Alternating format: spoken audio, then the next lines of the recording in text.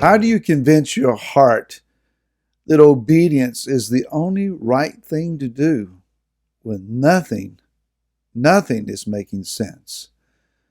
Hi, this is Barry Phillips with 10-Minute Torah, day one of a double Torah portion for us in the states of Chukat and Balak. By doubling up this week, we will catch up then with those who are in the land. Chukat comes from the word, it means a divine ordinance, as opposed to idot, which is testimonies, or mishpatim, laws. A chukat, these irrational commands that the Father has given to us. He doesn't pause and say, I know you don't understand, but trust me in this. He just simply gives us these commands. Commands such as those pertaining to the red heifer, which is included here in the beginning for us in Bamidbar chapter number 19. Add to that the requirements concerning Nida, which is the monthly cycle of women, and how that we are to relate to them and they to relate to us. Add to that then the prohibition against mixing linen and wool, and yet, if I'm not mistaken, we find such a mixture in the garments of the priest, the high priest. It doesn't make sense. Don't understand. So if we don't understand a command, we get a free pass, right? That means we don't have to obey. Surely Yah is not asking us to keep commands that make no sense to us. Well, the reality is we are liable to all of the commands, at least those that pertain to us. Some are in regards to temple function and priestly function. Some regard living in the land in particular. Outside of those, most of the Torah's commands apply to us. Here in the South, in America, one might reason, our culture is that we eat pig flesh. So the prohibition against pork really doesn't apply to us, right? Wrong. We've learned, even in a Southern culture, to abstain from such things. Many may not understand it. While we've eaten this food all of our lives, it really doesn't make any sense to me. But we trust Him. There is the key. When it comes to keeping Torah's commands, it's not so much an issue of doing right and doing wrong, which it is, but even more foundational to what's right and what's wrong is trust. We have to trust that Yah has put you and I on a path that is best for us.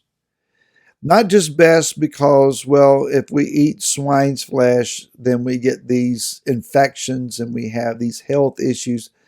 All of those things aside, whether we understand or not, we trust Him because we know this is the lifestyle, this is the characteristics, this is the relational community issues that Yah wants for us.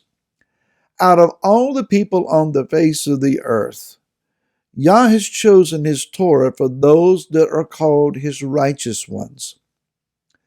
Now, whether we have denominationally accepted these things or not, or whether we are still struggling in our Hebraic roots congregations, nevertheless, these are the things that Yah says, this is my heart.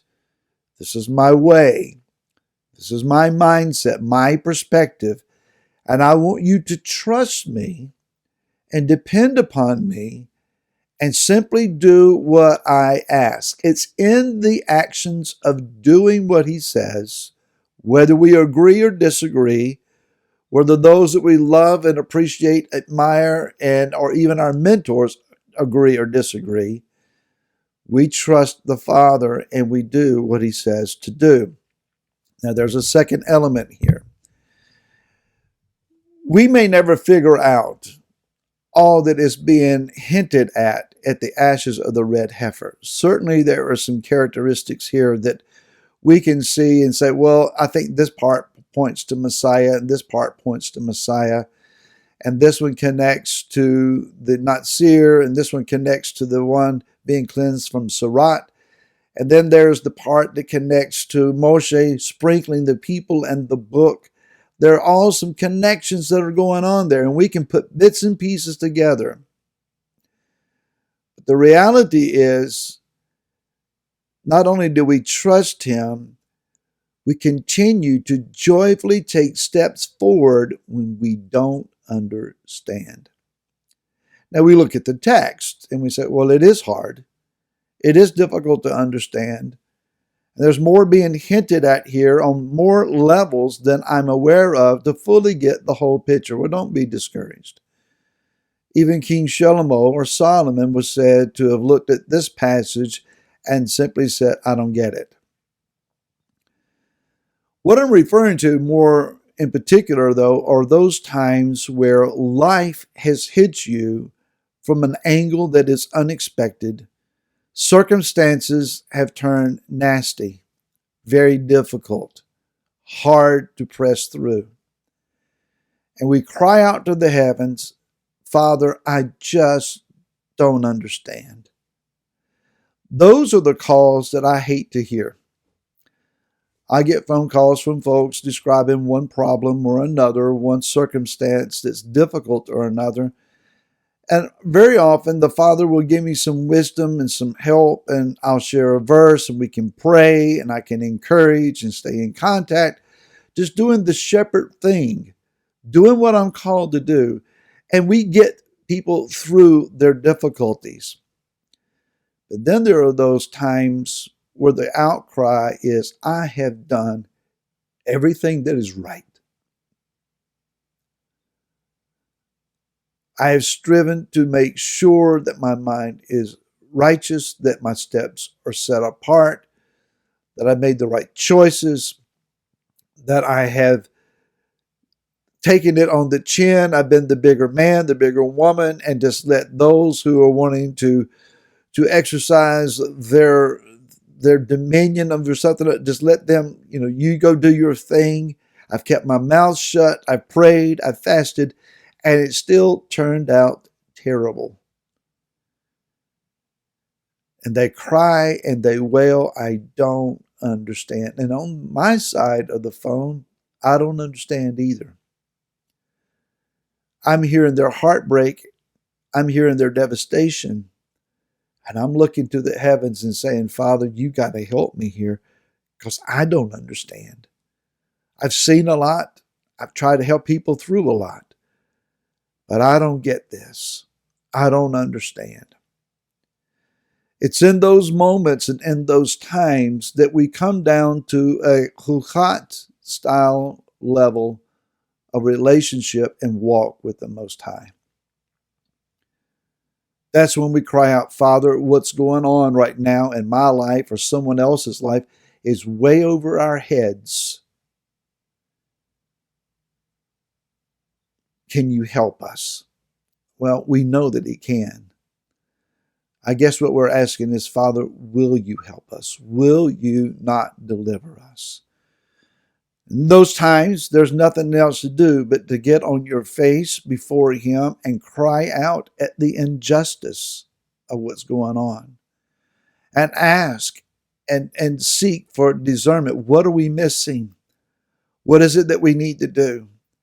Should we stand still and see the salvation of Yah? Should we wait till we hear the sound of marching over us and charge full ahead knowing you'll give us the victory? What do we do? I'd like to say that all of our walk in the Torah is idot. It's testimonies of his goodness. It's mishpatim. It's laws that says do this, don't do that. But in the days that we're living right now, it's Chukat. We're going to trust, even if we don't understand, even if it hurts, even if it's breaking our heart. We're going to pursue him and trust that He is going to deliver us. We'll talk more tomorrow. Until then, shalom.